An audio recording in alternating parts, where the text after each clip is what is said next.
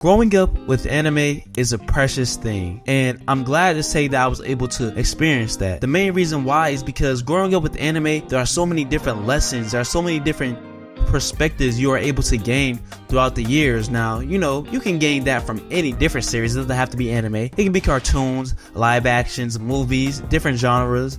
But the reason I say anime is because, one, you're getting a perspective from a whole different side of the world. Japan has tons of different life lessons, perspectives, quotes, themes that are different from most likely your location, mine being America, which is completely different from a culture such as Japan. And so you're able to learn a lot of different life lessons.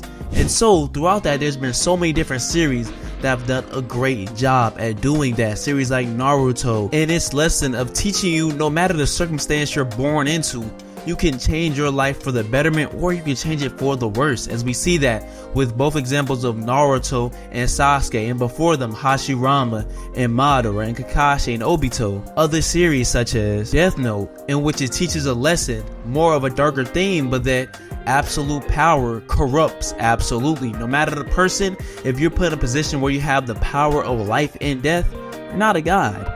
You're gonna end up going off no matter how you use that ability. Another series, which is a lesser known one, but Bakuman, a series that teaches you that you can persevere and you can make it to the goal. Hard work and determination will get you there. Throughout the bumps in life, throughout the bumps on your journey to where you want to be, you're gonna get there if you keep going. Another series being A Silent Voice, in which even with all our differences, whether some are born with disabilities or some aren't, you're still able to find enjoyment, friendship, love, even throughout all the hardships throughout your life. And that it's not okay to bully anyone, that you're supposed to stand up for those who are able to stand up for themselves. These are just a couple of series to point out and talk about.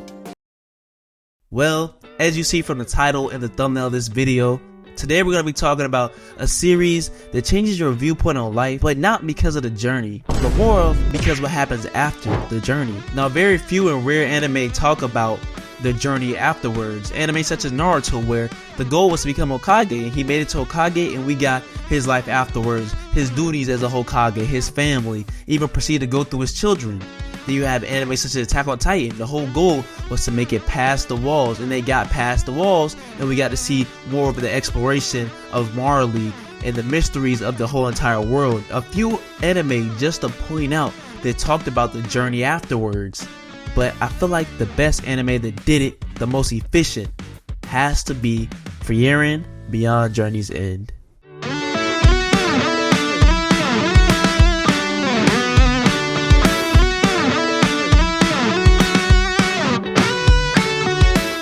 Now, what makes Frieren so special is that in this fantastical world of fantasy, magic, sorcery, swords, and dungeons, and dragons, the journey is already over. Frieren's party already defeated the big bad boss, the Demon Lord. So you would expect it just for the story to end afterwards. What else can there be to do?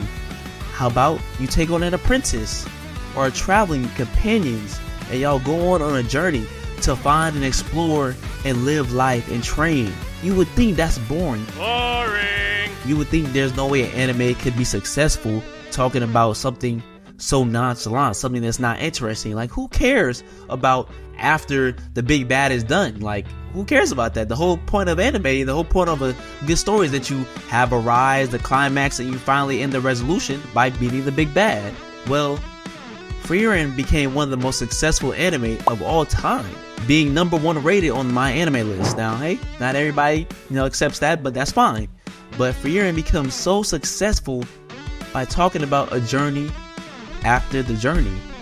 And I think that plays a heavy perspective, a heavy toll on the mindset of the watcher and the audience, no matter who you are. I mentioned earlier in the video that growing up with anime is a blessing because you're able to mold your own being, your personality, your style upon a whole different culture that you're not used to seeing in your everyday life. Well, with Frieren, even though I'm not a child, even though you're probably not a child, right? You're probably more of a teen, older teen, or adult. You're able to still view life differently because in this case, we're all reaching a goal. Like Frieren, they was reaching a goal to beat the Demon Lord. We're all reaching a goal. It may not be something fantastical as beating a Demon Lord, but maybe you want to have a 6-figure job.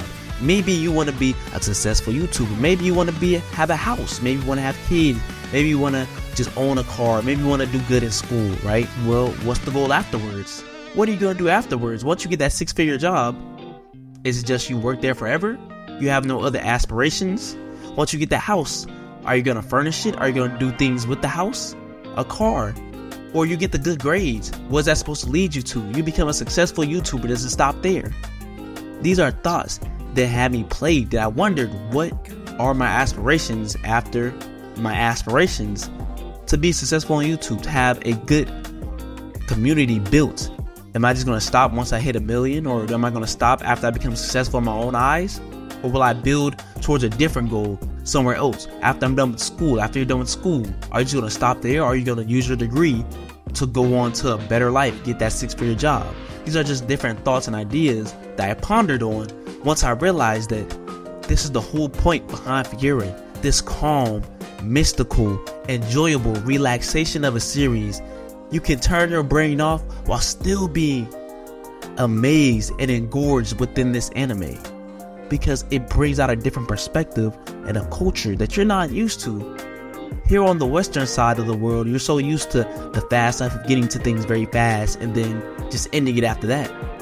But this is a story of living longer. What are you going to do afterwards? Frieren has lived 500 plus years, and she's still journeying, still has so much life to live. It's been mentioned in the series that she is nowhere near close to like half of her life. She's been saying she was a young elf, and again, 500 plus years.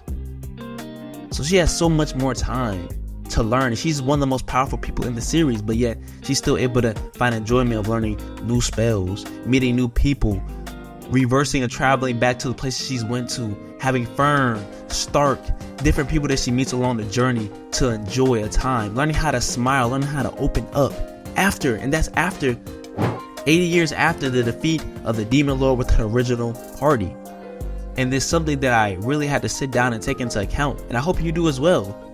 What are your aspirations? What are your goals afterwards? After you get to that goal of having a 6-figure job, being successful, what are you going to do after that? That's something that I've been thinking about, and I'm glad that I've been able, and I hope you've been able to enjoy Frieren Beyond Journey's End, enjoying this with a community, right? To be able to enjoy this together, and wrapping up Frieren very soon with only 2 more episodes to go. And trust me, that manga will definitely be getting read. I'm sorry, I don't think I can wait. I usually am a good anime waiter, you know, I can wait for the 2nd season, but Frieren is just so calming, so peaceful, so relaxing to read and enjoy.